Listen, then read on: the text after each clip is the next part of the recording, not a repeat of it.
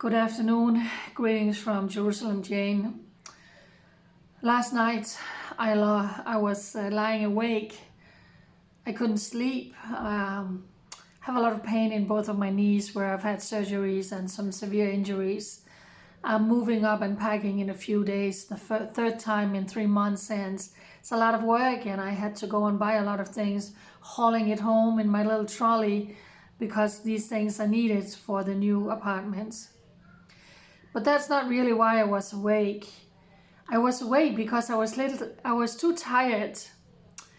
I was too exhausted. I was too grieving to even being able to cry. I have reported from so many terror attacks here in Israel, and I feel like you're kind of walking around just anticipating that the next one is gonna happen. And it did last night. Yasin and Shirel, I might pronounce their name wrong. Look at these young people, 19 years old, serving in the border police unit. They were sitting at a restaurant last night in Hadar. It's a city up north in Israel. Sitting, laughing and talking. I have seen the video, and then out of the blue, 2 Israeli Arabs pledging their allegiance to ISIS ran up and literally gunned them down, executed them right on the spot. He's from the Druze community, she is Jewish. If you follow my social media, you saw that I have been sharing videos from the attack. I have spoken about the terrorists. I have spoken about these victims. This was the second horrific terror attack in less than a week. In Beersheba, also an Israeli Arab who was pledging allegiance to ISIS murdered 4 people. And last night, these 2 young people were murdered. It was 2 cousins from the north of Israel who uploaded a video in full uniform pledging allegiance to ISIS just before they set out to commit this heinous attack. They brought a huge arsenal of weapons. The police said they brought 1,100 bullets, 1,100 rounds. They were planning a massive terror attack. Special forces, a special unit, was sitting close by having dinner, and of course when these terrorists start firing, they hear it and they immediately know something is wrong. There were 3 of them. They got up and they ran to the scene, and they managed to take out pretty quickly these terrorists. All of Israel is again absolutely horrified and shocked to the core, and 2 funerals are now taking place this afternoon. 2 19-year-olds. He was actually not feeling so good in the morning. He was feeling sick, and his mother was telling him, stay home, just call in sick. And he was saying, no, I gotta get to work. I gotta get out there.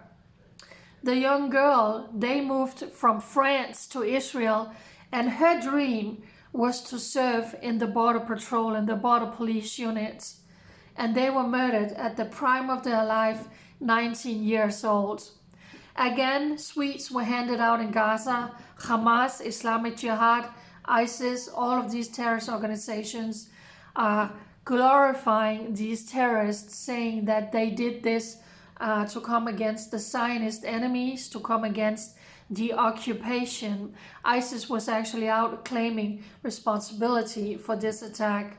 Everything is on high alert now here in Israel. Extra battalions of border police has been called up. More police has been put in around Judea and Samaria. So now everybody's talking about, wow, is this ISIS? Is this a new threat to Israel? No, this is not. These were Israeli Arabs, citizens of Israel, who raised their ugly head, and they went out and they wanted to murder as many innocent civilians as possible.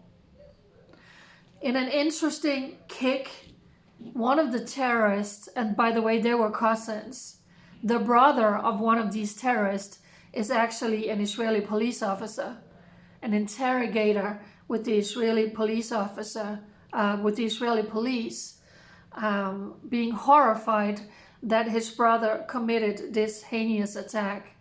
While all of this is going on, there is the summit in the Negev. The foreign minister from Egypt, Bahrain, the UAE and Morocco are here. They are in Israel for the very first time.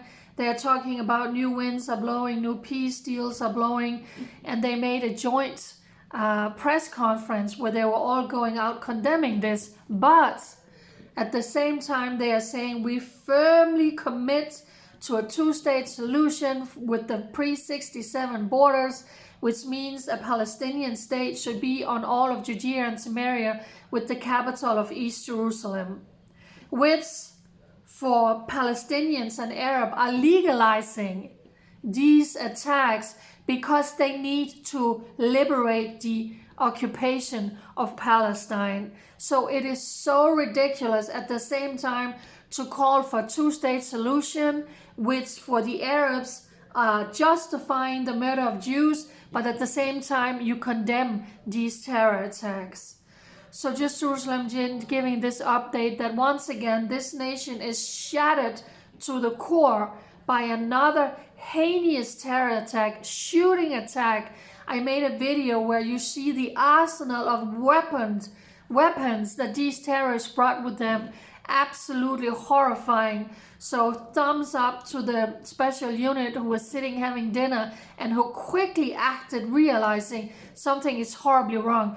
In the video that I shared, there was a video showing that these terrorists waited for a civilian bus to pull up, and then they started to firing, hoping to murder many, many more people. So for such a time as this, Israel, you are not alone. We stand with you. We stand with the Jewish people saying enough is enough of this heinous attack. It's not about the occupation. It's not about the settlements. This is not about land. They have been murdering the Jewish people way before all of the settlements came into quote-unquote play.